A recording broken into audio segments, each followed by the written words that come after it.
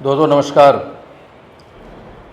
IP Gupta नाम है मेरा। कुछ दिन पहले नवादा में सोनू की हत्या हुई, निर्मम हत्या।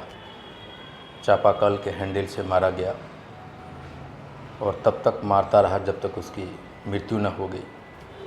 उसकी बहन को सरेआम इज्जत लूटने की कोशिश की गई, मंडप पे उठा के। हम लोग सड़क पे उतरे, नारेबाजी की, पुलिस की घेराव किया, आर्थिक मदद की। आज सारे अभियुक्त जेल में है, 12-13 अभियुक्त जितने भी थे सारे जेल में हैं। ठीक उसी तरह की घटना श्री पूजन दास के साथ मोतिहारी में हुआ। एक कॉल आता है, ये जाते हैं, इनके गर्दन पे रड रख के दबाया जाता है, आंख निकाली जाती है, करंट लगा के मार दिया जाता है। फिर हम लोग सड़क पे उतरे, पुलिस का घेराव किया, एक अभियुक्त गिरफ्तार हुआ। अखिल भारतीय इंडियन इनकलाब पार्टी मोतिहारी में जो सदस्यता अभियान चलाया था, उसमें लगभग 51-52 हज़ार रुपये कलेक्शन हुआ था।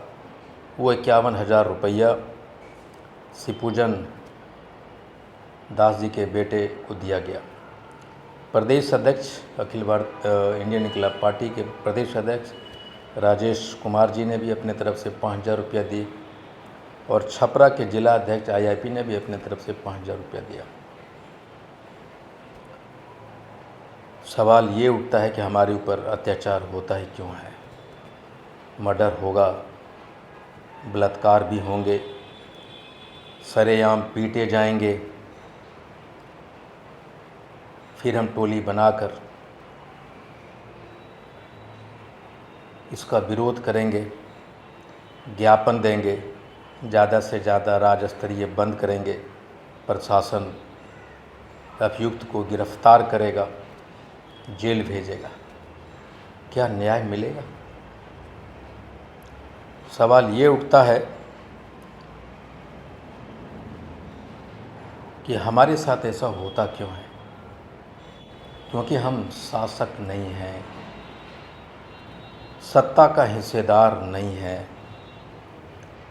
और ये जब तक हम सत्ता के हिस्सेदार नहीं बनेंगे, शासक नहीं बनेंगे, ये हमारे साथ होता रहेगा।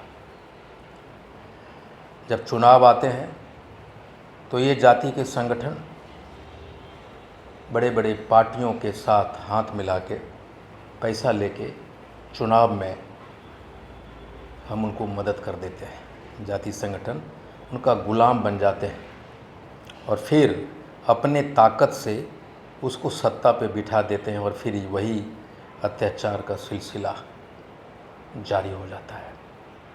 और ये हमेशा होता रहा है।